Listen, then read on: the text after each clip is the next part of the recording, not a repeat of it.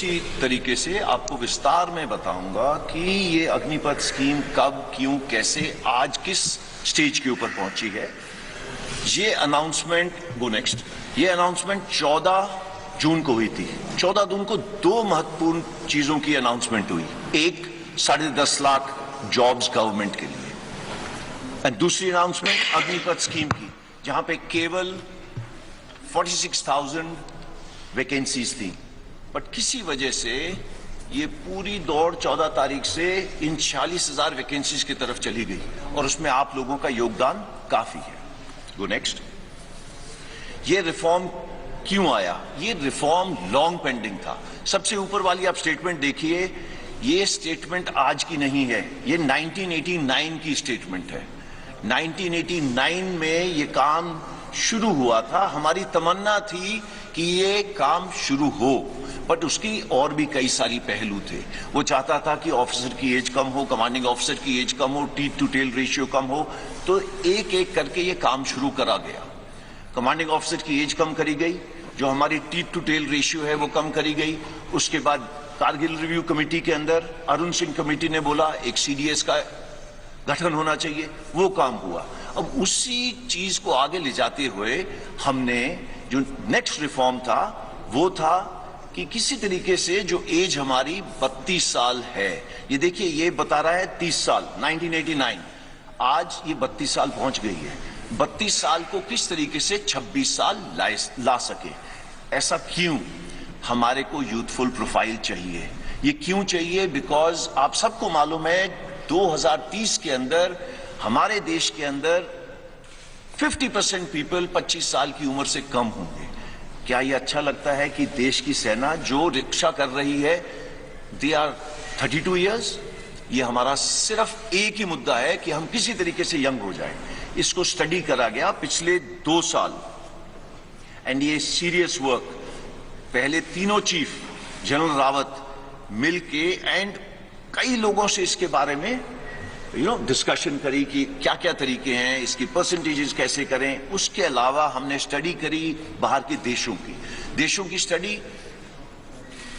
तकरीबन सारे देश हमने स्टडी करे। सब देशों के अंदर देखा गया उम्र 26, 27, 28। नंबर 2, भर्ती होने के तरीके कितने किस्म के हैं? कम से कम 3 से 4 तरीके हैं भर्ती होने के लिए, एंड सबके अंदर जब वो बाहर निकलना चाहते हैं वो जा सकते हैं। कितने साल में जा सकते हैं? 2 साल, 3 साल, 4 साल। सो मल्टीपल एंट्री एवेन्यूज है, मल्टीपल एग्जिट एवेन्यूज हैं, एंड वो बाहर जाके क्या कर रहे हैं? वही चुनौतियां हैं जो हमारे नौजवानों को चुनौतियां हैं बाहर जाने की। इसके बारे में मैं आपको बात करूंगा। देखिए हमें चाहिए क्या? यूथ। यूथ हम सबको मालूम है वो रिस्क ज्यादा लेता है, उसके अंदर जुनून ज्यादा है, जज्बा ज्यादा है। इस जुनून जज्बा को कैप्चर करना जरूरी है, बट ये जुनून जज्बे के साथ में हमें होश की भी जरूरत है। जिसको नेक्स्ट। नाउ देखिए आज जो करंट सिपाही से जो उसके ऊपर होदेदार है, आप सिपाही का जो है वो आप उसको जोश का कंपोनेंट मानिए, और जो 1.28 का कंपोनेंट है एनसीओ से ऊपर, मतलब नायक, हवलदार, नायब सूबेदार, हमारे जैसे होदेदार, वो सब मिला के 1.28 है। हम चाहते थे कि ये यूथफुल प्रोफाइल आने से जो जोश और होश का कंपोनेंट है ये तकरीबन बराबर हो जाए। एंड इससे होगा क्या? Ideal mix, youthfulness and experience का। अगेन गोइंग बैक, जोश और होश का एक्सपीरियंस तकरीबन बराबर हो जाएगा। गो नेक्स्ट। सी, आज देश के अंदर आपको मालूम है कि फौज की कितनी रिटायरमेंट्स हैं, ये आप सबको मालूम है। फौज के अंदर, आर्मी के अंदर तकरीबन 45,000 से 60,000, नेवी के अंदर तकरीबन 2,500 से 3,500, एयरफोर्स के अंदर सिमिलर नंबर, वो सिर्फ 5,000 हो जाता है। हाउएवर, जो आपको पता होना चाहिए, ये नंबर्स हैं जो हमारे प्रीमेच्योर रिटायरमेंट ले रहे हैं। प्रीमेच्योर रिटायरमेंट का मतलब क्या है? प्रीमेच्योर रिटायरमेंट का मतलब ये है कि अगर मैंने इस फौज के अंदर 25 साल, 30 साल, मैं अभी 59 ईयर्स का हो गया हूं, 60 में मैंने रिटायर करना है, वो मेरी पूरी एज सर्विस की है। बट इतने तादाद में लोग हैं इंडियन आर्मी में, तकरीबन 14,000। इंडियन नेवी में तकरीबन 3000, एयरफोर्स में तकरीबन 500 से 600। ये लोग आज भी बाहर जा रहे हैं। इनकी उम्र क्या है? 35, 36, 38 ऐसी उम्र है। ये लोग सब जा रहे हैं। आज तक हमने किसी ने भी कोशिश नहीं की बोलने की ब्रदर ये बाहर जाके क्या काम कर रहे हैं। ओके, एंड आप इन तीनों को ऐड करो, ये 15,000 16,000 तो वैसे ही बन गए। जब हम लोग बात कर रहे हैं 40-46 हजार की 4.5 साल के बाद, तो आप इसको थोड़ा सा अपने दिमाग में रखना, इसके बारे में दोबारा चर्चा करेंगे। Go next. See coming before मैं पे एंड अलाउंसेस पे आता हूं, उससे पहले मैं बात करता हूं ट्रेनिंग की। सी आज का युवक हमारे से अच्छा है। हमारे से पहले वाला युवक, करेक्शन, हमारे से भूतपूर्व सैनिक हमसे खराब नहीं थे, बट हमारी खुराक ज्यादा अच्छी है, उनकी खुराक हमारे से कम थी। आगे आने वाला जो युवक है उसकी खुराक भी अच्छी है, उसकी पढ़ाई भी अच्छी है, वो एक टेक्नोलॉजी के साथ अडेप्ट है, वो पैदा हुआ है मोबाइल फोन के साथ, उसको पता है मोबाइल फोन का क्या है। और तो वो कल को जो ड्रोन वॉरफेयर हो, जो आप आज देख रहे हैं टीवी के ऊपर, एक टैंक चल रहा है, टैंक को टैंक नहीं लड़ रहा, टैंक को एक ड्रोन लड़ रहा है। तो आगे आने वाली जो लड़ाई है वो अलग किस्म की होगी, टेक्नोलॉजिकली सैवी होगी। अगर वो टेक्नोलॉजिकली सैवी होगी तो उसके लिए अलग किस्म के लोग चाहिए। और वो कौन सा किस्म है? हमारा यूथ, भारत का नौजवान। ये भारत का नौजवान क्योंकि टेक्नोलॉजी के अडेप्ट है, वो पैदा हुआ है एक ये मोबाइल के साथ खेलता हुआ, कंप्यूटर के साथ खेलता हुआ, और वो आता कहां से है? गांव से। हमारी इनटेक 70% विलेज से। नाउ अगर हमारी विलेज से 70% इनटेक है, तो हमारे को जो सॉल्यूशंस बनानी है उनको मद्देनजर रख के बनानी है, ना कि जो अर्बन एरिया के लोग हैं। सो अगर इन 70% को देखा जाए तो वो कहां से आ रहे हैं? गांव से। उसके पास है क्या वहां पे? खेत या कोई छोटा मोटा व्यवसाय। वो उसकी क्लास या उम्र कितनी होगी? वो पढ़ा होगा तकरीबन 17.5 साल की उम्र होगी और पढ़ा होगा 10वीं साल। मेजर इनटेक, ये जो 70% बोल रहा हूं, ये सारी इनटेक हमारी उस किस्म की है जो सोल्जर आपके लिए जाके आगे देश की रक्षा करता है, ये वो सोल्जर है जो 10वीं क्लास पास है। 12वीं क्लास के हम ले सकते थे, बट सी हमारा काम थोड़ा जोखिम का है। एंड आप देखते हैं जब भी युद्ध हुए हैं कितनी, चाहे ऑप पवन हो, उसके बाद ऑप पराक्रम हो, चाहे कारगिल वॉर हो, चाहे गलवान हो, आपकी भी आंखें भर जाती होंगी और आपका दिल पिघल जाता होगा जब आप देखते हैं बॉडीज नीचे आते हुए। तो ये काम थोड़ा अलग किस्म का है। तो आप इस काम को मद्देनजर रखते हुए हमने देखा कि इसकी उम्र 17.5 एक एंड पे, दूसरे एंड पे 21। इसमें कोई तब्दीली नहीं है। ये पहले भी वही थी और आज भी वही है, तो इन दोनों में कोई तब्दीली नहीं है। उसके अलावा हमने पिछले सालों में क्या करा है? अपना फ्लैब कट करा है। फ्लैब का मतलब देखो, टीथ टू टेल रेशियो की बात होती है, टेल कम करी है और कम होगी आगे आने वाले टाइम में। दूसरी जॉइंटनेस बढ़ी है। कुछ सालों पहले आईडीएस हेडक्वार्टर नहीं होता था, वो बना है। तो इस तरीके की जो बीच बीच में चेंजेस हैं वो सब करी जा रही हैं। उसके अलावा नेक्स्ट चीज ये है कि अगले 4 से 5 साल में हमारी इनटेक 50,000 से 60,000 होगी। ओके, 50,000 60,000 के बाद क्या होगा? ये इनटेक 90,000 से लेके 1.25 लाख होगी। सो इट इज नॉट 46,000। ये हमने क्यों करा है? इसलिए करा है स्टार्ट स्मॉल, स्टार्ट मीडियम। क्यों?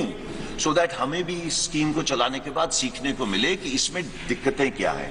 हमें इंफ्रास्ट्रक्चर जो है ट्रेनिंग के लिए उसको बढ़ाना पड़ेगा। वो बढ़ाने के लिए बटन दबा के तो होगा नहीं, उसके टेंडर जाएंगे, उसका ये होगा वो होगा, उसको 3-4 साल लगेंगे। सो दैट हम अपनी ट्रेनिंग कैपेसिटीज जो फौज की तकरीबन 60,000 के करीब है, उसको बिल्डअप करके इस पॉपुलेशन को लेने के लिए जो 1.25 लाख होगी, इसके लिए तैयार हो। नाउ वाई 4 years, जो सब चीजों का मुद्दा है।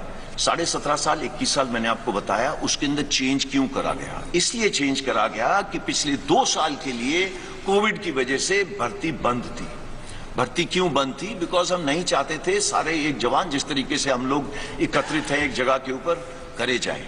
तो हमने देखा कि इतनी सालों से हम इसकी स्टडी करते जा रहे हैं, अभी हमें एक मौका मिला है to make a change without pain. तो अगर ये चेंज विदाउट पेन हमने करना था, इससे अच्छा मौका नहीं था।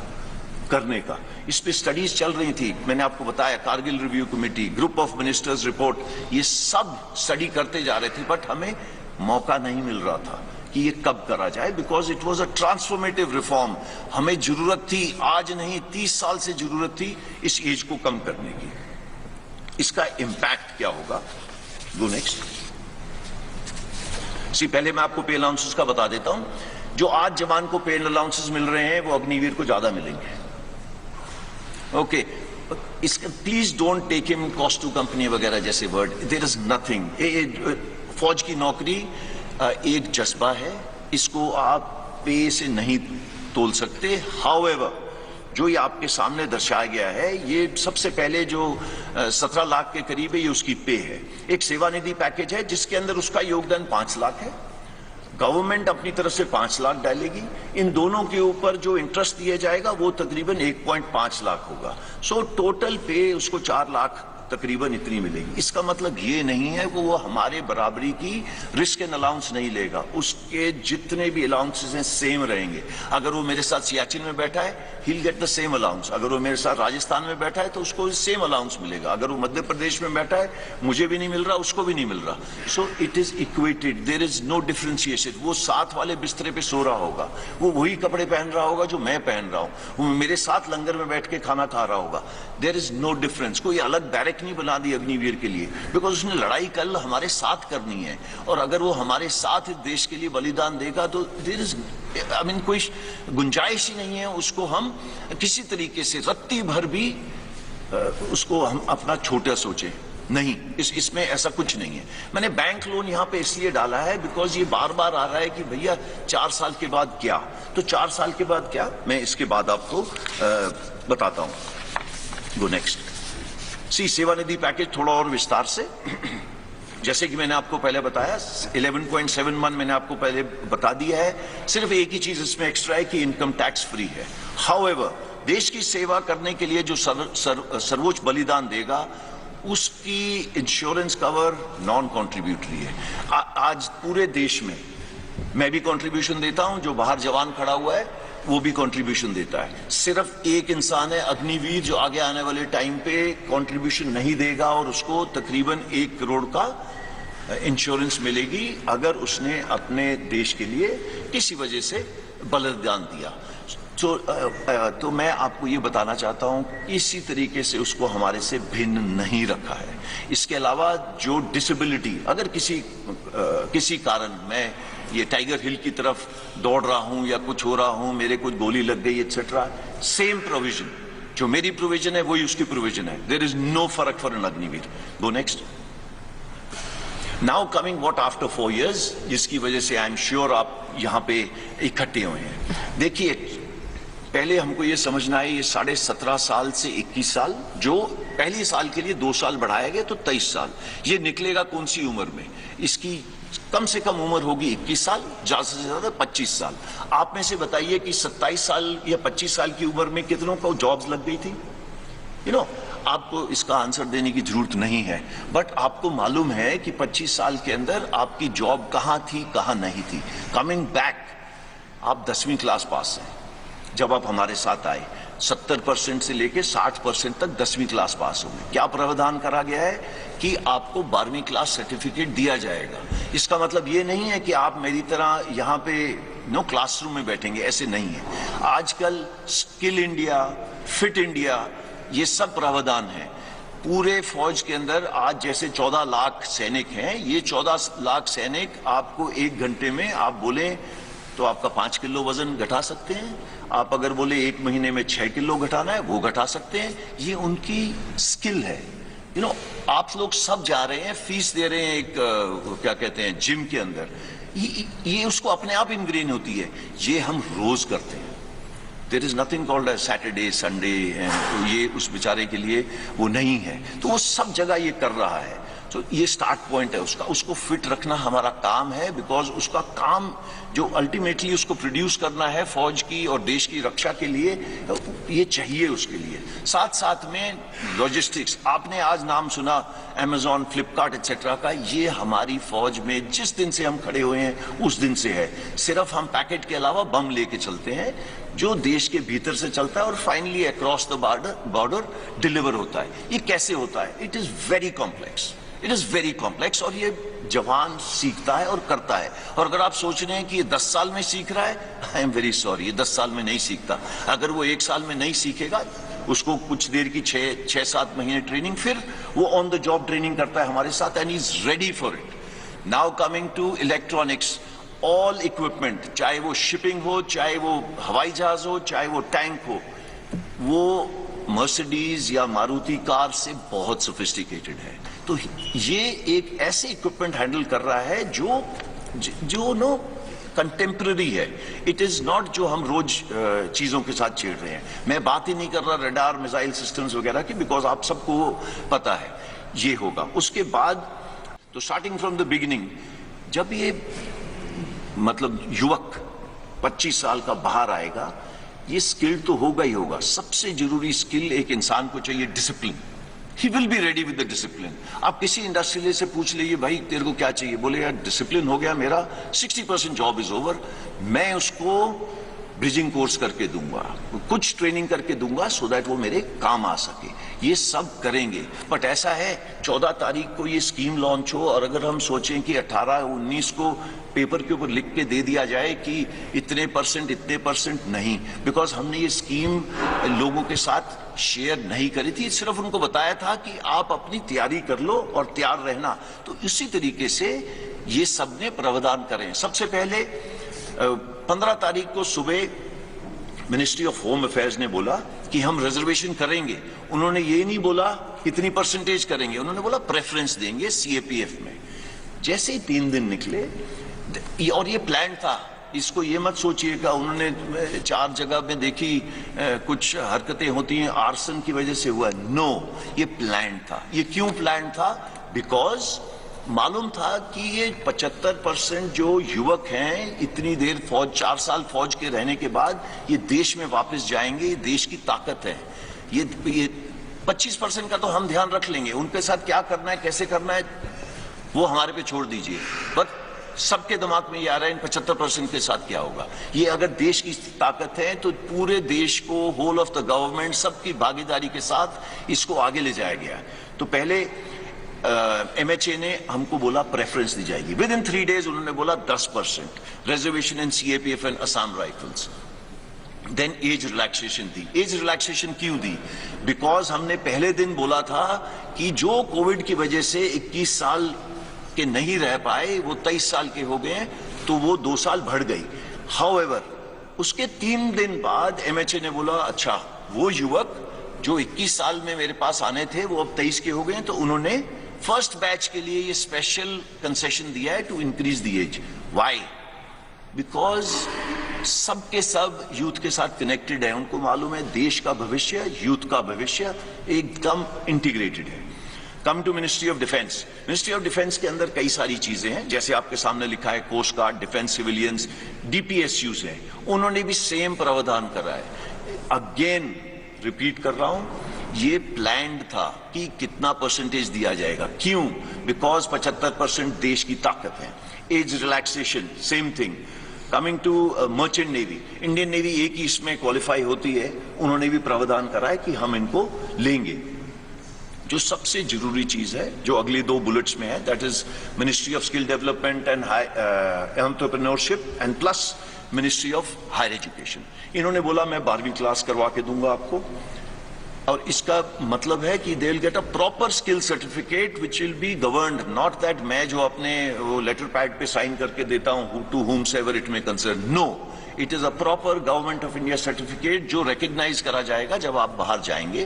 पहले उसकी स्किल्स कैप्चर करी जाएंगी, जिसके ऊपर काम शुरू हो गया है, और 1 महीने के अंदर ये पता चल जाएगा कि भैया इसकी ये स्किल्स हैं, चाहे वो नेवी का हो, चाहे वो एयरफोर्स का, चाहे वो आर्मी का।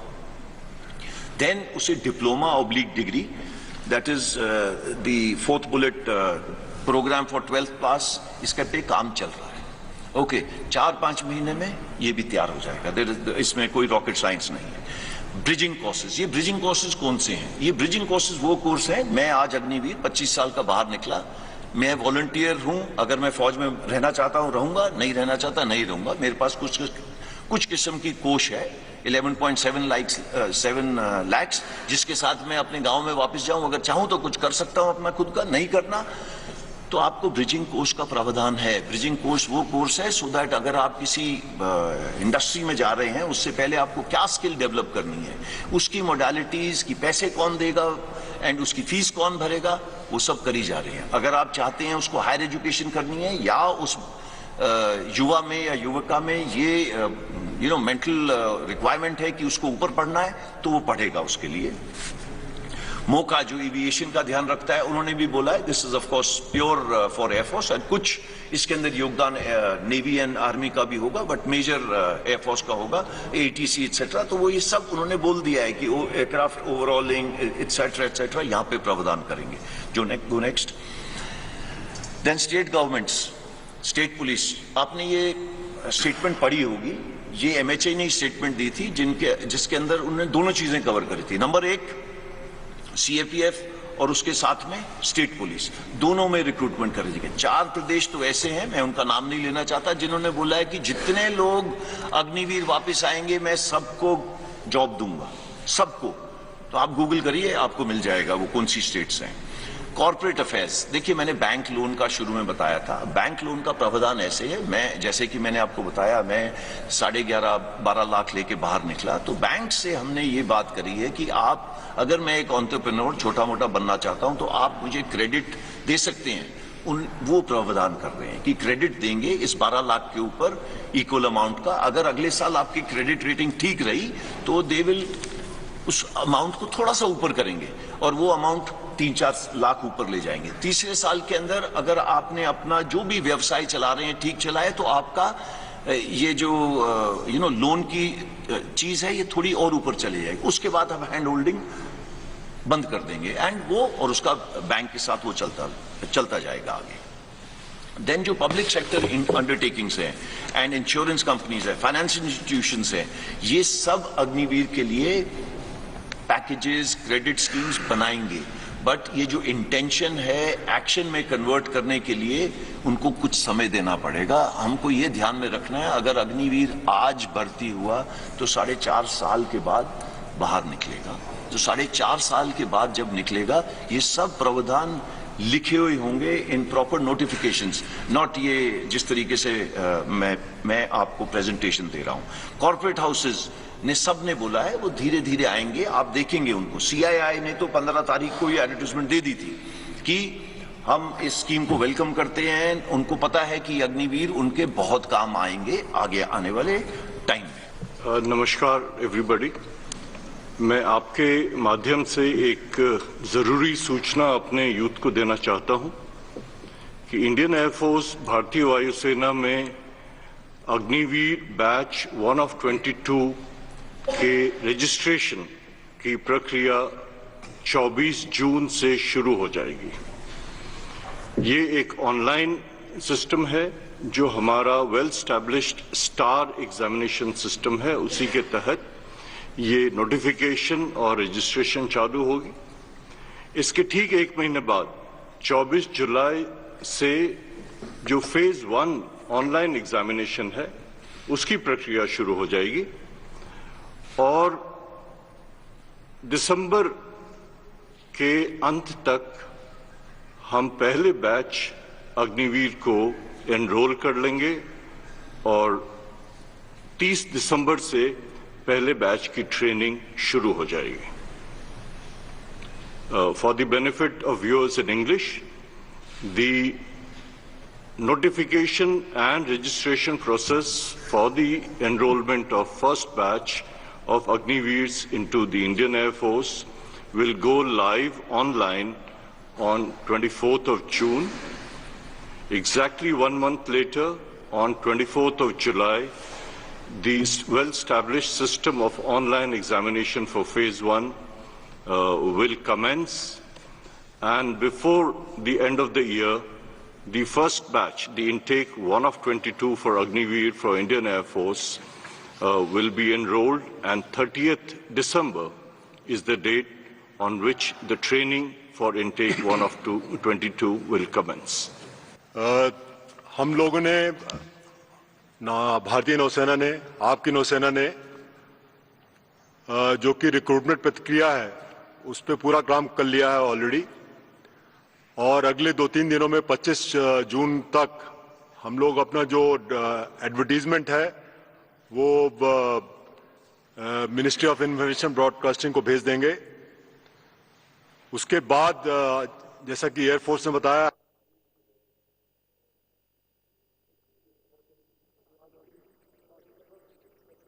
Can you hear me now?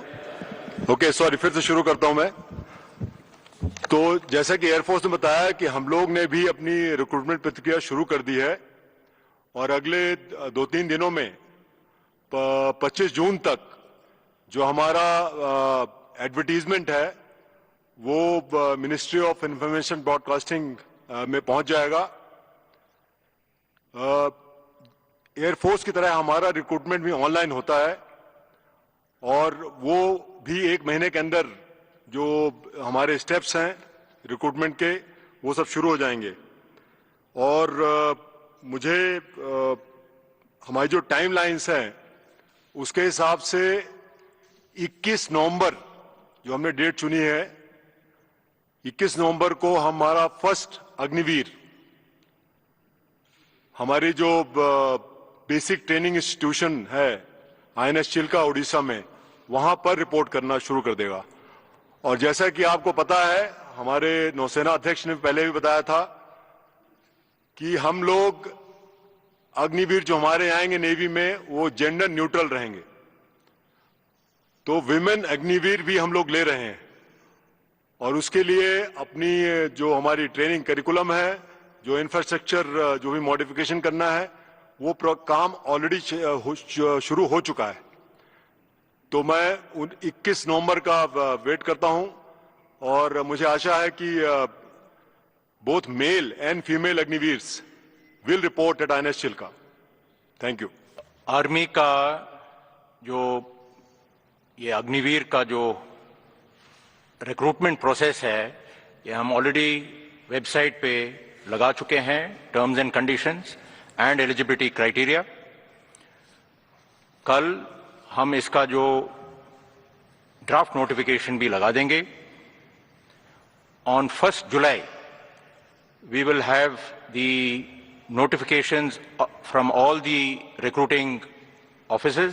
पहला जो रैलीज है हमारा, ये फर्स्ट हाफ ऑफ अगस्त में शुरू हो जाएंगे। हमारा सिस्टम ऑफ रिक्रूटमेंट थोड़ा सा फर्क है, इसमें हमारा पहला रैलीज होते हैं, फिजिकल टेस्ट एंड मेडिकल। उसके बाद हमारा जो एंट्रेंस एग्जाम होता है, and then we send for a call up as per the merit. तो इसलिए हमारा जो रैलीज अगस्त, सितंबर, अक्टूबर, नवंबर चलेगा। ये 2 बैचेस में हमारा इंडक्शन होंगे इनटू द ट्रेनिंग सेंटर्स। पहला जो लॉट है, जो ज्यादातर तकरीबन 25,000 का आसपास है, वो आएंगे bye December 1st week or December 2nd week. The next lot will come in the first half of February 23. In this whole, approximately 40,000 of the recruits for the Agni Path system will be inducted. ये जो rallies है हमारा तकरीबन 83 rallies होना है all across the country. All states are going to be covered, and we will endeavor to touch every last village in the country. Thank you. Jai Hind.